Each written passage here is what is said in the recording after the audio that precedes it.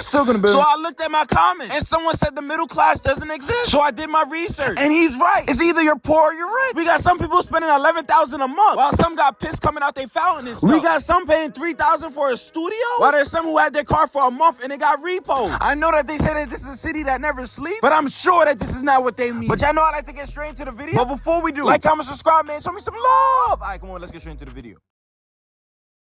Here's how much I spent last month as a software engineer living in New York City. My rent was $5,500, which includes gym and other amenities. $2,588 was spent on Uber Eats, and eating out. I'm definitely gonna try to have more home-cooked meals next month, but going out to eat or ordering off Uber Eats is just so much easier. $1,592 was how much I spent on the new iPhone 15 Pro Max. $2,276 was how much I spent on new clothes this month. With Amex offers and Apple Cash back, I was able to get back $132. This brought my total for the month to $11,824.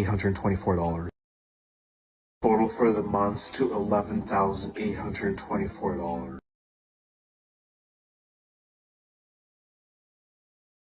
Here's what a crazy rich Asian spends in a week in New York City. I think I got medication, coffee, more Shake Shack. Took my girlfriend to 11 Madison. Then we got drinks after, black car home, more car rides. Got sushi, then we got a massage together. Home goods, you know. My personal trainer, got a black car home. Wanted a new bag at Balenciaga. And another bag, haircuts, more drinks, a new suitcase, staycation together, food, black car home. $26,000. So New York City is probably one of the most expensive places to live in the entire world, no matter how much money you make. 100K doesn't go that far. And especially when you look at a state income tax perspective, New York City, you're gonna pay some of the most state income taxes in the entire country. And so if you make 100K, you're really not making 100K.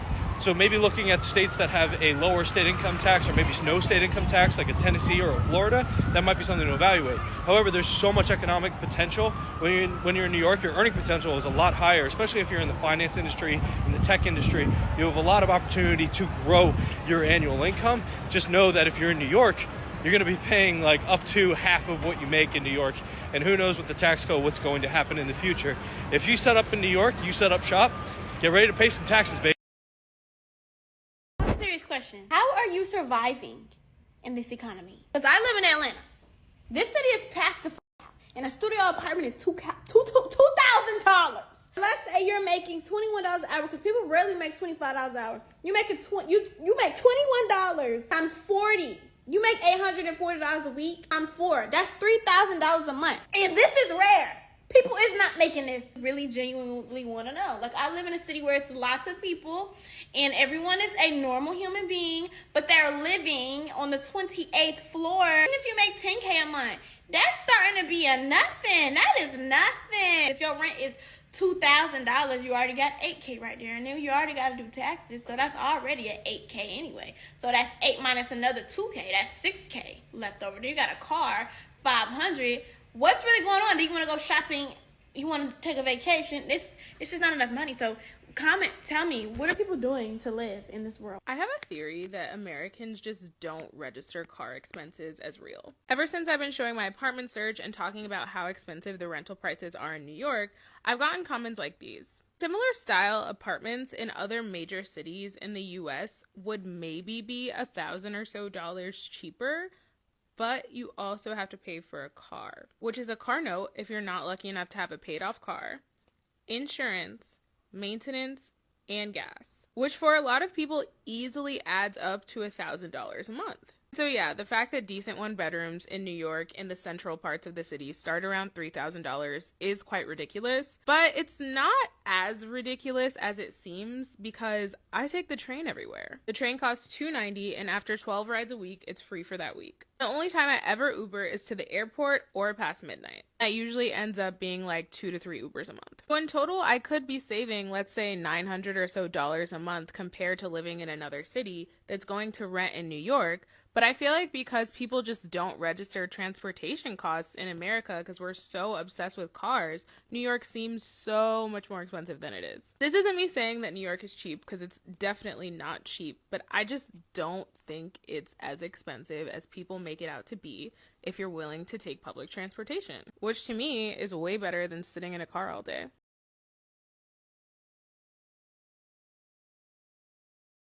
Tell me you're poor living in Nike without telling me you're poor living in Nike. This is what $3,000 gets you in New York City. Welcome to this beautiful studio apartment in downtown Brooklyn. Let's see what that price tag gets you. To start, like any studio, the entire space is just one singular room. Now within that room, you have your own queen-size bed. You have a futon couch, a dining table, and a TV, which comes with included subscriptions to Netflix, Amazon Prime, and Hulu. You also have a fully functioning kitchen with an oven, microwave, dishwasher, and refrigerator. Now here's something that you probably didn't expect. Everything you see in here comes with the space. It's fully furnished from the bed to the sofa to even pans, saran wrap, and aluminum foil. But let me show you what the bathroom looks like. As you can see here, it's a very simple yet absolutely spotless bathroom. And for New York City, this is a pretty large bathroom. You also get this nice little view outside of your apartment right onto the street. But the one downside is the nearest subway station is about a 15-minute walk or a New Yorker's 10-minute walk. And I'll say for New York, this is a pretty spacious apartment. Considering my last one was about the size of 2 of these beds and it was $2,000 a month. And for that price, it includes utilities and is a little below average rent cost.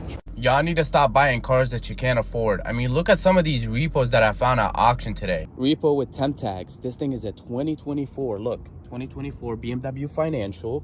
So I'm not making this up. Dude didn't even get to finish his drink and took his Walmart bag.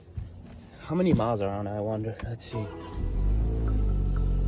It's got 218 miles. Another repo with a temp tag. So people cannot afford these cars for over a month. This is a 2023 iX. Look at this thing. Look at that. It looks like it might have been a voluntary because they gave him the 2 keys. Some people do, you know, realize they can't afford the car, so they take it to the dealer and tell them, hey, here's the car. I can't do this anymore. Look at the panoramic sunroof. This thing is sick.